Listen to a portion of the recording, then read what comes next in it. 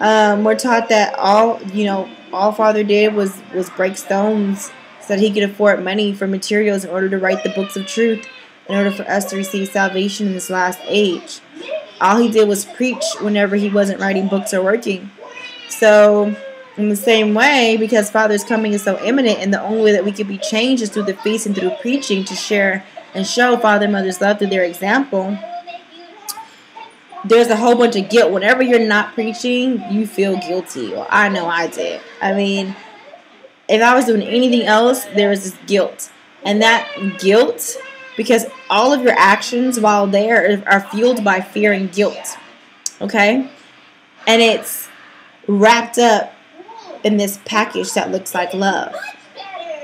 And in the beginning you do feel the love. And then over time, once you get in and once you know and once you see and once you experience, then it becomes fear and guilt. And you can trick yourself into believing that that's love, but that's not love, that's fear and guilt.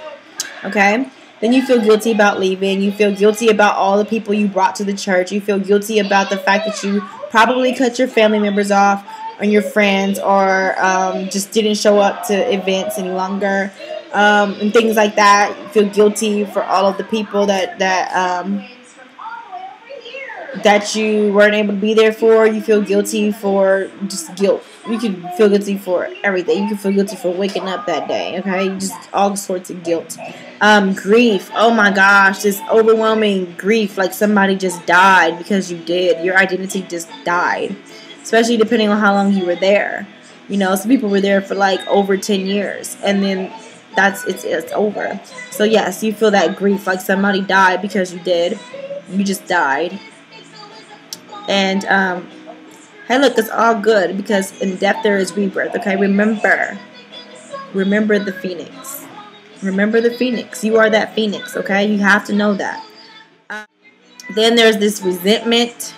You will feel resentful, and then that resentment turns into regret. When I left the church, I felt so much regret. I should have took that job on that Sabbath day. I should have went to my grandmother's bedside while she was dying instead of going out preaching. My grandma was dying of cancer. Okay? I spent her last days with her. The day that she died, I told her I knew she was going to die. You know? And by that time, she had done all the chemo she was going to do, done all the radiation therapy she was going to do. She was in the room. Hospice was here with us. And she was bald-headed. She had cancer coming out of every orifice that she had. She had cancer coming out of her nose, out of her mouth, out of her eyes, she had it was like molded bread, like under her arms, under her breasts. It was just coming out of all of her body, like wherever, like she was sweating cancer out, like. The day that she died was on a Wednesday. I'll never forget it because on Wednesdays I went to go preaching with this group. Me and my fiance at the time went to go preaching with this group of men. They were Caucasian men, and we loved them. We had so much fun with them. It was, I think, about 5 or 6 of them. And we would go and study with them. We had a jolly good old time. It was really, really cool. I still went preaching. I still went to church even though my grandmother was sick. And when I wasn't preaching or at church, I was taking care of her, taking her to her doctor's appointments and cooking for her, just loving on her, and talking to her, and massaging her, and just loving on her, you know. And the day she died,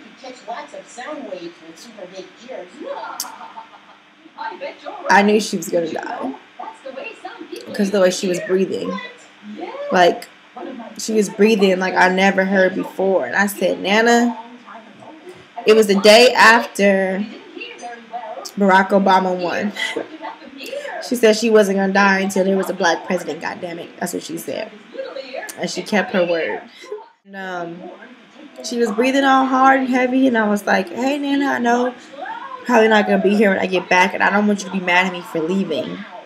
But I got to go because I got to save lives, and I love you, and I know you understand now. I know you understand. And I kissed her. She passed away in 2008, and I left in 2012.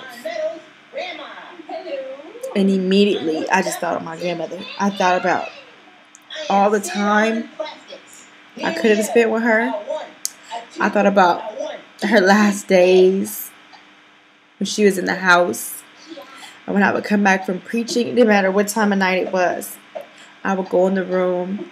I would put on my veil. I put a veil over her head. I would pray with her. I would read her articles out of the Elohist magazine, which was the magazine of the church. Like, and I would just talk to her, and I would sing to her. I would sing to her. And I could feel her. I know that I could feel her coming in and out of consciousness, like going in between worlds. So, like, I could feel her spirit around the house and, like, listening to our conversations. And then at nighttime, when it was just me and her, I would go in there like, yeah, I felt you.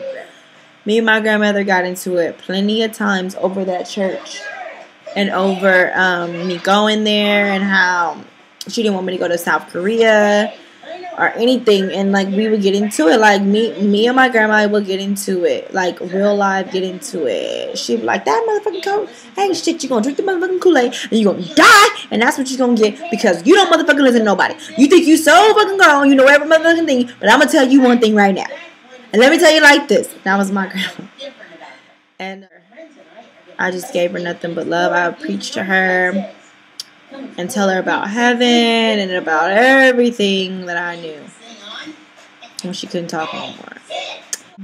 I miss my Nana. And